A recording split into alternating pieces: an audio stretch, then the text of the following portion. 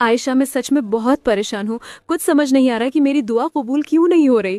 میں نے فیصلہ کیا ہے کہ کل میں بڑے پیر صاحب کی مزار پر جاؤں گی۔ مزار پر؟ لیکن ثنا، تم وہاں کیوں جانا چاہتی ہو؟ مجھے لگتا ہے وہاں جا کر اگر میں چادر چڑھاؤں گی اور منت مانگوں گی تو میری مشکل حل ہو جائے گی۔ میں نے سنا ہے وہاں جو مانگو وہ ملتا ہے۔ مجھے بس سکون چاہیے عائشہ، میں ٹوٹ چکی ہوں۔ ثنا، میں تمہاری تکلیف محسوس کر سکتی ہوں، لیکن جذبات میں آ کر ہمیں دین کی حدیں نہیں توڑنی چاہیے۔ بیٹھو، میں تمہیں بتاتی ہوں کہ حقیقت کیا ہے۔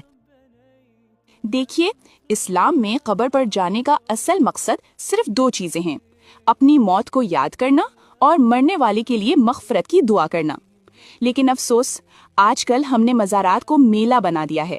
خاص کر ہماری بہنیں جب وہ پریشان ہوتی ہیں تو مزارات کا رخ کرتی ہیں، لیکن حدیث اور شریعت کے مطابق عورتوں کا ایسی جگہ جانا جہاں بھیڑ ہو، بے پردگی کا ڈر ہو اور جہاں شرک یا بدعت ہونے کا خطرہ ہو، وہ سخت منع ہے۔ اللہ کے نبی صلی اللہ علیہ وسلم نے ان عورتوں پر سختی فرمائی ہے جو کثرت سے قبرستان جاتی ہیں۔ سوچئے ذرا، وہ بزرگ جو قبر میں ہیں وہ خود اللہ کے محتاج ہیں۔ وہ اللہ کے نیک بندے ضرور تھے، لیکن دینے والی ذات صرف اللہ کی ہے۔ مزار پر جا کر چادر چڑھانا، وہاں سجدہ کرنا یا ان سے منت مانگنا، یہ سب چیزیں انسان کو شرک کے قریب لے جاتی ہیں۔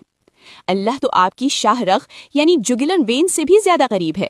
وہ آپ کی دعا بند کمرے میں تہجد کے وقت بھی سنتا ہے۔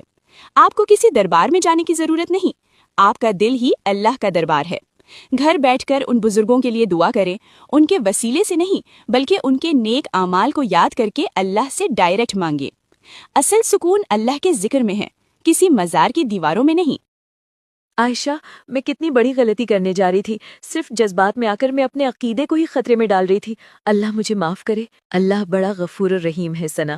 جب ہم صحیح راستہ چن لیتے ہیں تو اللہ وہیں سے راستے کھول دیتا ہے، بس دعا کا دامن مت چھوڑنا۔ جزاک اللہ خیر عائشہ، آج تم نے مجھے بچا لیا۔ اگر آپ بھی ایسی کسی الجھن میں ہیں تو یاد رکھیں، اللہ آپ سے دور نہیں ہے۔ اس ویڈیو کو اپنی ان سہیلیوں کے ساتھ شیئر کریں جو پریشان ہیں۔